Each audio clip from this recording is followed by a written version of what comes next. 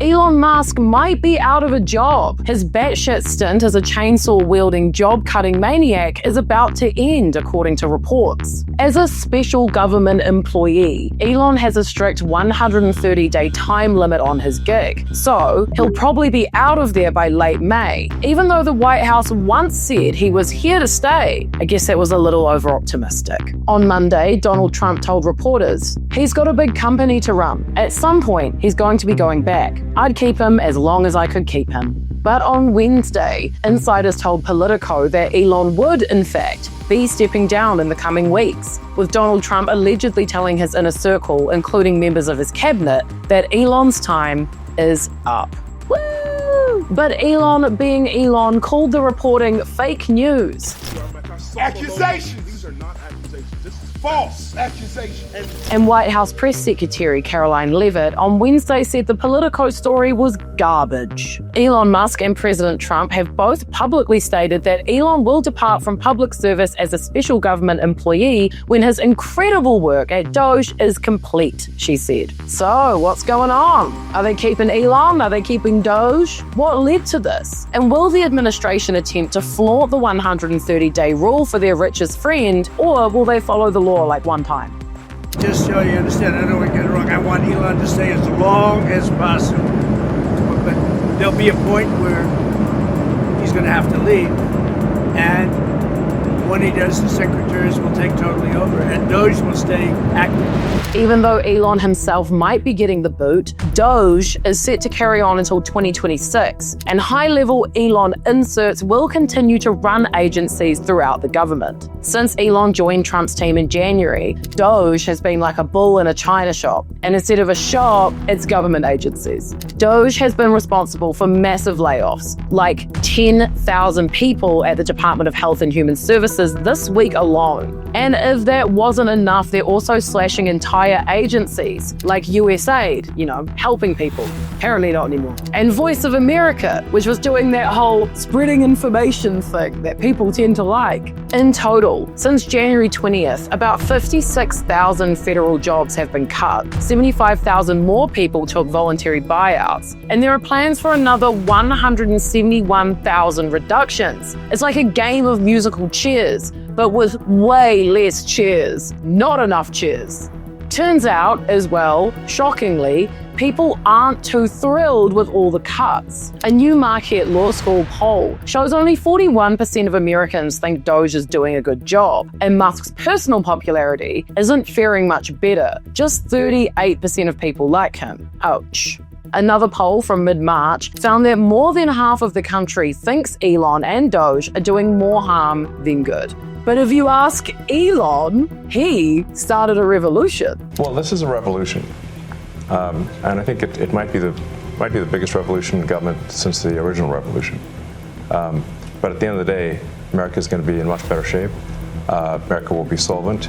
DOGE is claiming to have saved a cool $140 billion already, although some sharp reporters have pointed out a few oopsies in those numbers. Elon told Fox News he expected to accomplish most of the work required to reduce the deficit by $1 trillion before his time expires. Even if his official role ends, one senior official says Elon will probably stick around as an unofficial advisor. Another official warns that anyone thinking Musk is just going to vanish from Trump's world is kidding themselves. Even some of Elon's fans inside the administration think it's time for a change, mostly because there's only so many more people he can fire before they run out of people to fire. But also, plenty of Trump's allies are actually not Elon fans. They call him unpredictable and hard to manage. He's been causing chaos by sending cabinet secretaries into meltdown mode with random off-message posts on X, including wild, unvetted plans to dismantle federal agencies. Oh, and let's not forget that Elon Musk has also been a total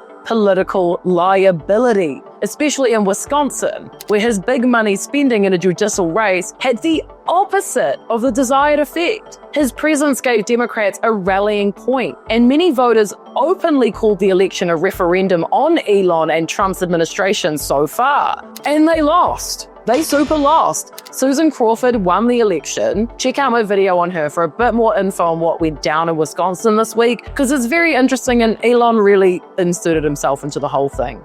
Publicly, Trump can't stop singing Elon's praises. After all, he did pour millions into helping Trump get elected. Trump does love to talk about all the waste, fraud, and abuse that DOGE claims to have uncovered, calling Musk's work revolutionary.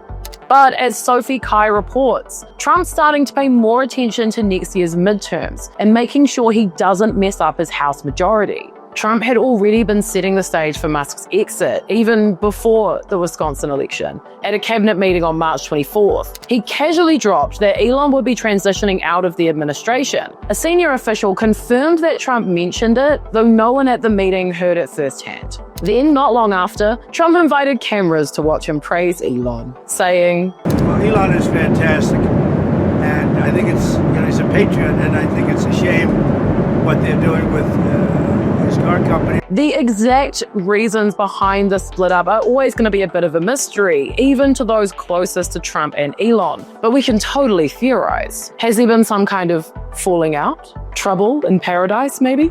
3 insiders from Trump's camp say that administration officials are getting seriously fed up with Elon's radio silence when it comes to communicating with senior staff and the cabinet. You know, like people who actually have jobs there know how to do. They've been dealing with this since January, and despite trying to talk to Musk about it, they've had mixed results. For example, Trump's big announcement about Elon leaving came just 3 days after the New York Times broke the news that the Pentagon had planned to brief Elon on classified war plans involving China. That's a huge potential conflict of interest given Elon's business ties in China. And the fact that he's literally just some guy, what the hell does he know about war plans? And why are there war plans? Free us, free us. While both the Pentagon and the White House rushed to dismiss it as fake news, the headlines still threw Trump and his chief of staff, Susie Wiles, for a loop. They were left scrambling to figure out what was actually going on. One person close to the White House summed it up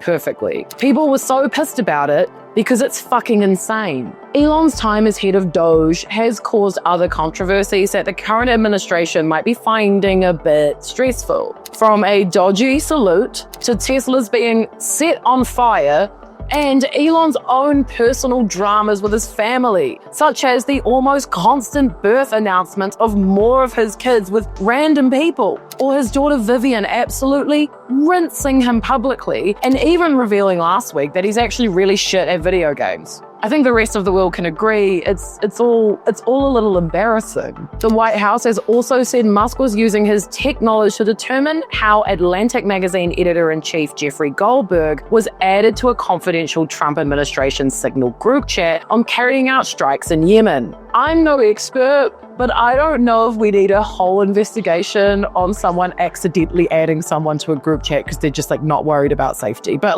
go off, I guess. Have a look into it. See what you find. Once Elon is out of his job at the government, what will he be doing? Well, likely trying to save his company from going up in flames completely. Tesla has experienced its biggest sales decline in recent history. Sales dropped by 13% the first 3 months of 2025 compared to last year, according to the company's numbers. Their stocks have taken a huge nosedive since Trump's inauguration, dropping more than 40% since January, wiping out the Trump bump that briefly made it soar by 90% after Election Day. Elon, whose fortune is tied to Tesla, lost a whopping $120 billion in just 3 months. But funnily enough, as soon as Politico reported that Elon might leave his little jobby at DOGE, Tesla stocks went up. The stock closed more than 5% higher, which I think paints a solid picture of what people actually want from Elon. Just go back to the cars, I guess, bro. I don't know. So yeah, look, it seems like Elon Musk's chainsaw-wielding, government-scaling, job-slashing extravaganza might be winding down faster than we thought. While his tenure as Trump's special government employee has been a chaotic cocktail of layoffs, bad press, and a spectacular inability to manage, it's not likely we've seen the last of him. He might be around as some sort of advisor, and I personally do doubt that Trump can just completely remove influence from the person who essentially funded his November election win. You can't just be like, okay, bye now. I don't know. But as for Elon's next steps, well, It's back to Tesla, at least what's left of it, trying to save the company from going up in flames. And if we know anything about Elon, he will keep himself busy posting on X all day and night and publicly ignoring all of his kids. Thank you so much for watching. Don't forget to like and don't forget to subscribe. We do 5 videos a week on everything happening all around the world, in the news and on the internet. If there's anything you want to know more about, do leave a comment. I read all the comments and I love them. Especially, there's a lot about my accent every day. Every day. Thank you so much. And hey, see you tomorrow.